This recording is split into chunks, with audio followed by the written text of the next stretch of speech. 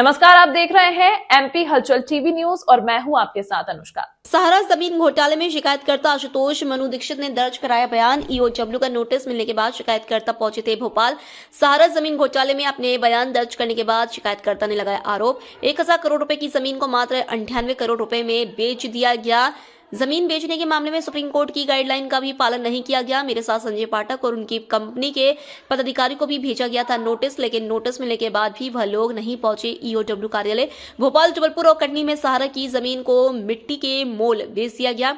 Supreme court की guideline के अनुसार जमीन बेचने के बाद जो पैसा से भी शहर के ज्वाइंट अकाउंट में जमा होना था, उसे शहर की दूसरी कंपनियों में जमा किया गया। सहारा की जमीन को बेचने के बाद भी सहारा में निवेश करने वालों को पैसा नहीं मिला। संजय पाठक की कंपनी के डायरेक्टर और सहारा ग्रुप के डायरेक्टर को इस पूरे मामले में नोटिस जारी किया गया था, लेकिन वह ईओडब्ल्यू के कार्यालय अपने बयान दर्ज करने नहीं पहुंचे। मध्य प्रदेश में सहारा इंडिया परिवार, जिसने विभिन्न नामों से रियल एस्टेट कंपनियां बनाई थी, जिनमें निवेशकों के हजारों करोड़ रुपए गरीब निवेशकों के जमा थे, जिनकी भूमियां मध्य प्रदेश के विधायक श्री संजय पाठक जी के पारिवारिक कंपनियों द्वारा माटी मोल दामों पर खरीद ली गई थी।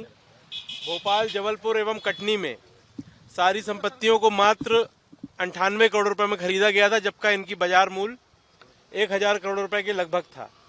इसमें माननीय सुप्रीम कोर्ट के एक निर्देश का भी उल्लंघन किया गया भोपाल वाली संपत्ति के विक्रय के संबंध में, कि माननीय सुप्रीम कोर्ट का स्पष्ट निर्देश था कि पैसे जो भी होंगे वो सेबी सहारा के ज्वाइंट अकाउंट में जमा करवाए जाएंगे, पर ये ज्वाइंट अकाउंट में जमा न करवा करके सीधे सहारा इंडिया की सब्सिडरी कंपनियों में जमा करा दिए गए। तो ये इसमें दूसरा विषय था। पूरा मामला ये है कि सहारा के बहुत ही गरीब निवेशक और मध्यम वर्गीय निवेशक, जिनने अपने जीवन की पाई जोड़ करके सहारा में जमा किए, उन निवेशकों के पैसों से जो जमीन खरीदी गई, जिसका बाजार मूल्य लगभग 1000 करोड़ था, उसे मात्र 98 करोड़ रुपए में संजय पाठक जी की परिवार की कंपनियों के द्वारा खरीद लिया गया। हमने इसके विरुद्ध माननीय ईओडब्ल्यू में आर्थिक अपराध शाखा में शिकायत की थी लगभग 1 महीने पहले, जिसका कि बाद में इनने पी रजिस्टर किया और आज मुझे कथन के लिए बुलाया था।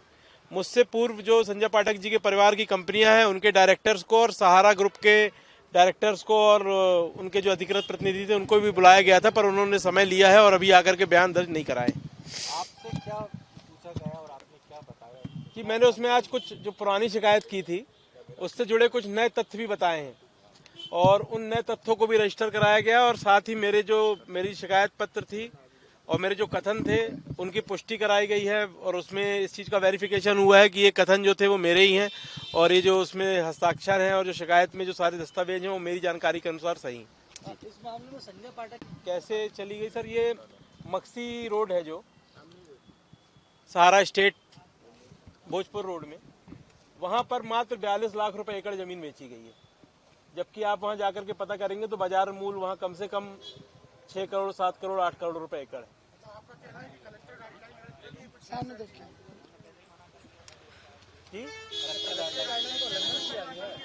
कलेक्टर गाइडलाइन में परिवर्तन नहीं किया है, कलेक्टर गाइडलाइन में ली गई है, पर उसमें बाजार मूल्य में और विक्रय मूल्य में बहुत बड़ा अंतर है। ठीक सर जी। उसकी कोई निविदा नहीं जारी हुई? नहीं, कोई निविदा जारी नहीं हुई, कोई ऑक्शन नहीं हुआ और पेपर में पब्लिकेशन तक नहीं किया गया। बहुत चोरी छुपे तरीके से जमीन बेची गई है। जमीन बेचने का सहारा वाले सुप्रीम कोर्ट का कहना था कि आपको पूरे पैसे सेबी सहारा के ज्वाइंट अकाउंट में जमा कराने हैं, और साथ में इनको मिनिमम 90% मिनिमम रेट था कि सर्किल रेट से मिनिमम 90% से कम में नहीं बेचेंगे, लेकिन सुप्रीम कोर्ट ने ये भी माननीय सुप्रीम कोर्ट ने नहीं कहा था कि इससे आप ज्यादा में नहीं बेच सकते।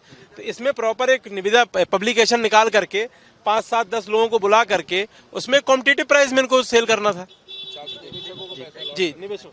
और सर आपको बताऊं, इस 90 करोड़ में भी मात्र